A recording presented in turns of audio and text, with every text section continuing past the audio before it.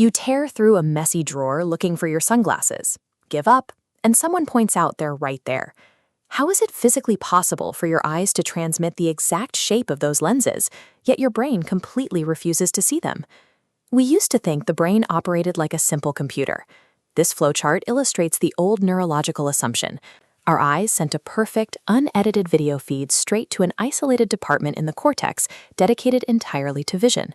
Modern research shows the brain is actually a massive, interconnected network driven heavily by the subcortex, a region located deep inside the brain that operates almost entirely under the radar of our awareness. This system prioritizes survival over providing an objective view of reality. When you aren't actively concentrating on an object, your brain deems it unimportant and edits it out to save vital processing power. You are looking at a highly edited survival simulation. Our primary sense operates less like a camera and more like a highly manipulated threat detection system.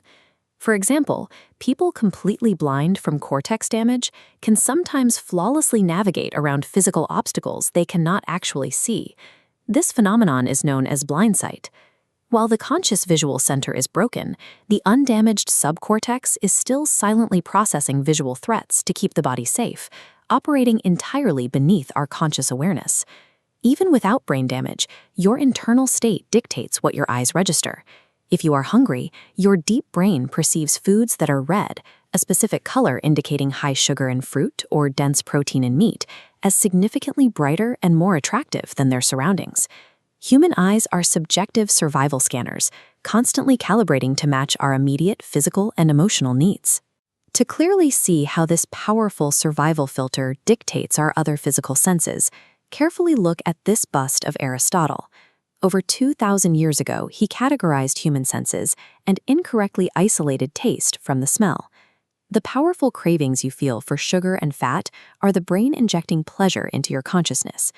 During prehistoric periods of extreme scarcity, seeking out dense calories ensured survival, and your brain is still rewarding that behavior. Similarly, our desire for salty and umami flavors is the brain executing a targeted hunt for nutrients. It pushes us toward the sodium, iron, and proteins required for healthy body function. Conversely, sour and bitter are ancient, urgent alarms. A sour taste warns the brain a fruit is unripe and likely contains naturally occurring toxins, while bitterness signals the dangerous presence of rotting bacteria. Chili and wasabi activate the same pain receptors as physical trauma, effectively launching a chemical attack on the mouth. Every craving, preference, or wave of disgust you experience at the dinner table is just your brain running a ruthless, automated cost-benefit analysis for your survival. Our perception relies heavily on invisible environmental data we don't even know we are processing. Consider this cross-section of a human head. It illustrates the mechanics of flavor. When we chew, we subtly exhale air through our nose. This pressure difference pushes airborne chemicals from the food up the back of the throat to our olfactory receptors, creating the specific profile we perceive as flavor. The most extreme form of invisible chemical manipulation happens between people, through our unconscious reliance on pheromones. Research reveals that humans routinely and entirely unknowingly bring their hands to their noses immediately after touching strangers. We do this because the subcortex is rapidly analyzing the absorbed sweat. It calculates the stranger's immune health and emotional state, dictating exactly how we should behave toward them to protect ourselves. Even in a highly advanced rational society, our deepest social interactions are secretly governed by invisible chemical exchanges. Our daily lives unfold within a highly curated, chemically driven simulation, built by the subcortex to prioritize survival over objective accuracy.